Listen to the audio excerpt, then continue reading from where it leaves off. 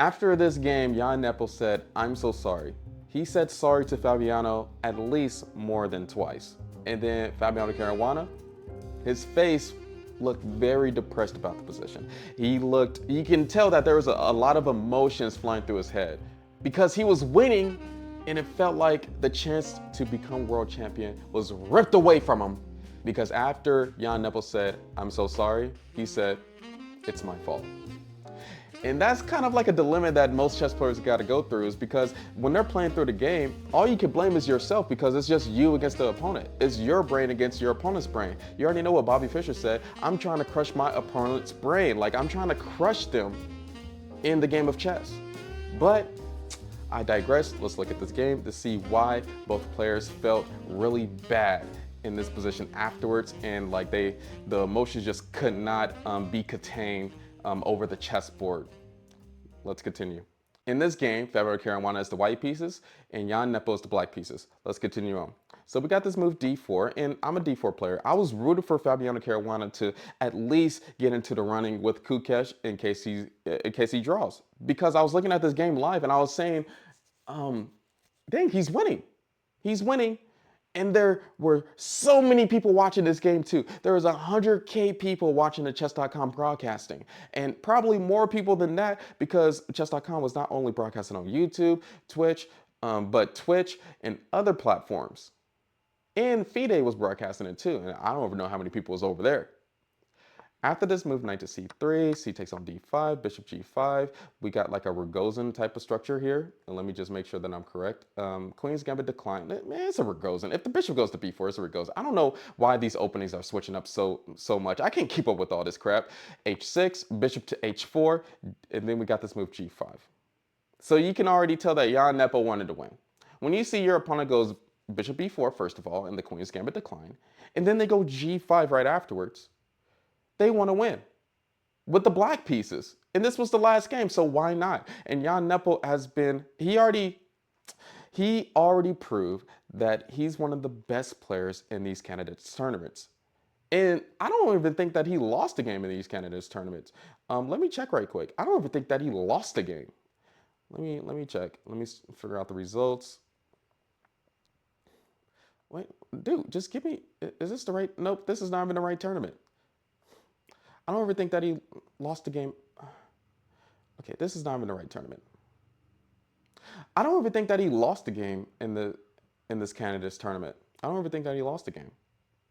No, he didn't lose the game at all. So of course he's gonna feel all the power in the world and did this move g5. And then after bishop to g3, black is going all in this position, but this is all theory. This is stuff that you should know if you're going to be a 2700 or the next future world champion. Fabiano Caruana queenside castled in this position, which, I mean, it's sensible because your rook is already open on the H file. You queenside castle, and why not? Let's just go ahead and do this. And after this move, knight to d7, f4, bishop to g4, and then we got this move, knight to f3.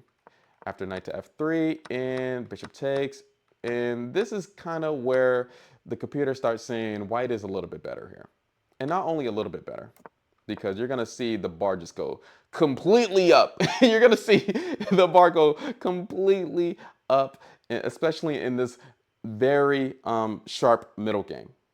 They queenside castle, and white has the opportunity to do this move d5, open up the whole king side, well, queen side. They have the opportunity to open up the whole queen side and say, let's fight. Let's box. Jan Nepal wasn't trying to fight, and so he just ignored that whole little sequence of captures that could have happened there. And so after that, we got knight to c5 just to cover up the king side. Why I keep on saying the king side? Cover up the queen side. Fabiano Caruana found the best move, which was bishop to f5. And then king b1. That was the best computer moves, which I didn't know that he was going to find, but he did because he's a 2800. Why not? And so after king to b1, we got this weird move g6. And yes, Fabiano Caruana was just winning. This was a busted position, apparently. But the only thing about this position, it's hard to find the sequence of moves that wins the game.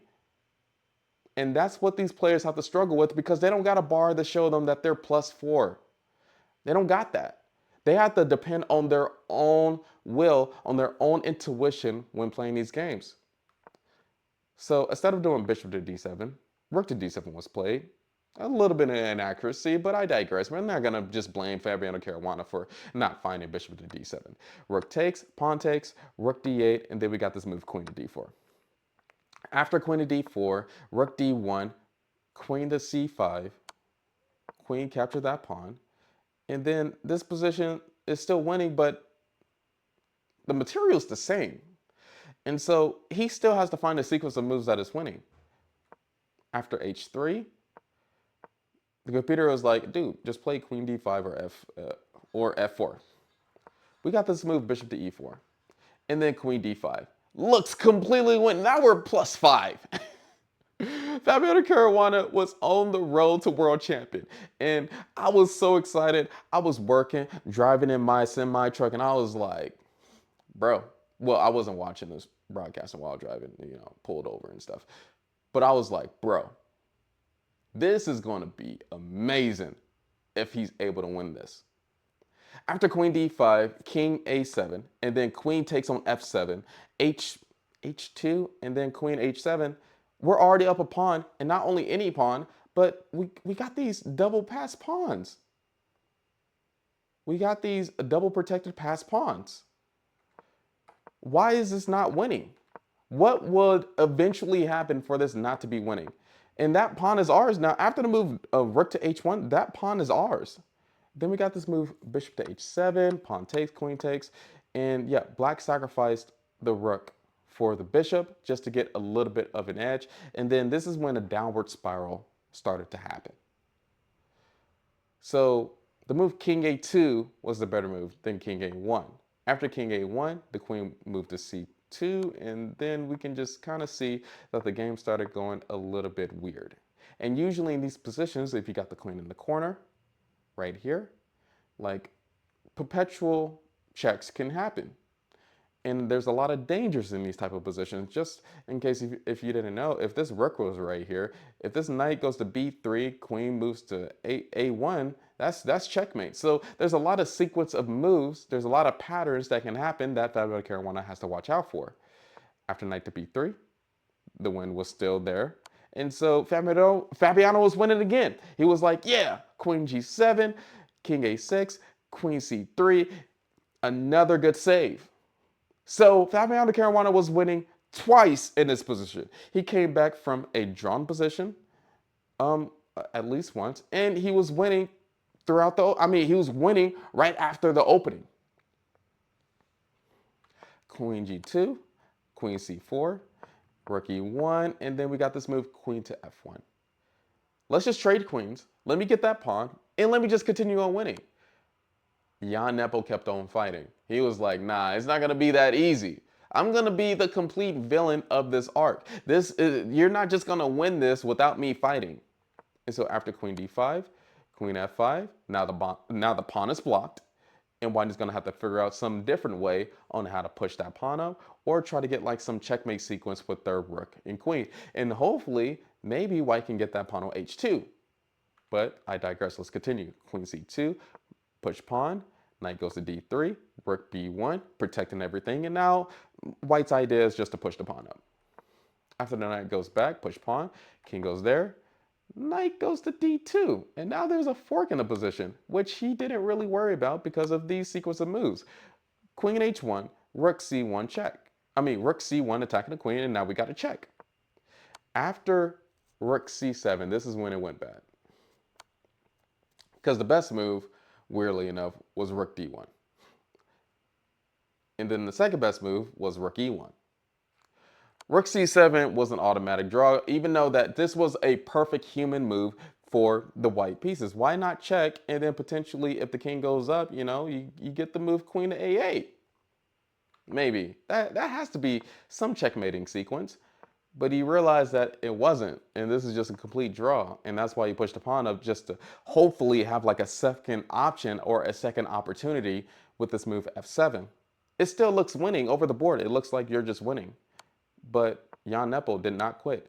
He kept on fighting, and now white is winning a third time in this position.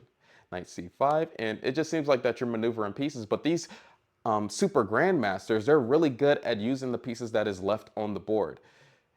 And so after queen to a8, king b5, queen c6, king a6, and then we're just repeating moves because white didn't really know what to do here. We repeated moves this one time. After queen c6, king a6, and we got this move rook to e7. After rook e7, the draw was pretty evident. Weirdly enough, they're saying queen a8, king b5. They're saying that the move that was missed was queen to e8. But you already know these computers. I don't know. Sometimes it goes back and forth. With this Canada's tournament, the Stockfish computer was very sketchy. And I guess the Stockfish computer on chess.com is just not powerful enough for these master games, because I do a move and then it would be like, nah, this is just equal. Let me just check right here, because the computer wanted queen e8. Hopefully this works. King a6, and then queen e2, knight d3. Because if the king goes down, rook a7, knight a6, queen takes on a6 was a win for the white pieces. Fabiano Caruana only had a minute on the clock too. And it kind of sucks because I'm thinking this loss just came from his time management. But he was winning 3 different times, so I'm thinking that he was relaxing just to you know, most people relax if they're in the winning position, especially 2800s. And so I'm thinking he was like, I should be winning. Like, it felt like he was winning. He got a pawn all the way up there. His king is unsafe, so there should be some sequence. And he didn't have enough time to figure out that sequence. And so let's continue. Queen c6, king a6, queen c6 one more time, king a6. I don't know why this is a draw if he does this again. So that's why white had to do something else here. After king a6, rook went to e7, queen f1, queen a8, and the draw was pretty much evident. There is no way for white to come back unless black messed up really badly. White did the move rook to e4, knight takes on e4, queen takes, and then we got this long king pawn endgame. We got the second queen, and then they get another queen. And now we got this position where it's probably a definite draw, but both sides can still mess up. Jan Nepo defended this miraculously, and I'm thinking at this point, both players knew that this was a drawn position, because you could kind of see it in their faces. Jan Nepo was defending throughout this whole game, and he thought probably that he was going to lose because he was in a worse position. But Fabiano Caruana kept on doing like inaccuracies in this whole game. And you could kind of see it on their face that Jan Nepo kind of regretted defending this position so hard. And it was a lot of emotions going on here. And you can see the clips. The clips is on I think it's on chess.com and ChessBase too. But you could see it in both of their faces that they knew that this was going to be a draw, and that black had all the resources in the world to just keep on defending this. There is no like pass pawn on the end here on the H file, and that's all that white needed. Or just a queen trade at least. But you already know that they're not going to mess up like that. You already know that Jan Nepo is going to defend his heart out in this position. He even tried to like push with the king. Jan Nepo didn't let him. And this game went on for 109 moves until they decided that this was a draw. And that's when the famous words came about. I'm so sorry. And then the second, I'm sorry. And then Fabiano Caruana said, it's my fault. Because throughout that game, he's seen how many chances he had to win. He's seen that he had like 3 different chances to win. And I know that when he went back to that bedroom, when he went back to that hotel room, I think at that moment it's kind of warranted to mess up a hotel room. I know there's not a lot of humor into this because it was kind of depressing, and this is what happens in like sports. You know what I mean? This is what happens. It's like they put their heart out and soul into these games. They're not playing around. They want to win. They want to become world champion. And plus, they wanted that moolah too. Like, who doesn't want the money with it? But then it just all comes crashing and fails. And that's why in chess, the worst positions that you can lose is when there's higher stakes in the tournament and you are winning. I would rather not lose a winning position. I would rather not draw a winning position like that, especially when you've been playing chess every single day of your life for like 30 years, because most of these chess players been playing since they're like 5 years old. To just, the opportunity, it was there, and then it was snatched. So keep on fighting till the end, staying focused in chess and in real life too. And then plus, I don't know how this next candidates tournament is going to go about. I don't know if Hikaru Nakamura is going to be joining this next candidates tournament, because he might be retiring pretty soon. He already said that he's not going to go past 40. And I don't ever know if Fabiano Caruana is going to continue on going to these candidates tournament. Is he going to try one more time, or it might just be too much work? Maybe the time has finally come for the new era. Maybe it's time for most of these chess players to hang up their coat. And you could tell by the standings, you could tell by the results that they was fighting their heart out, because guess who's in second place? 3 chess players was tied for second place: Hikaru Nakamura, Fabiano Caruana, and Jan Nepomuk. And that's how you could tell that those chess players they all had the right to become world champion, because they fought their heart out.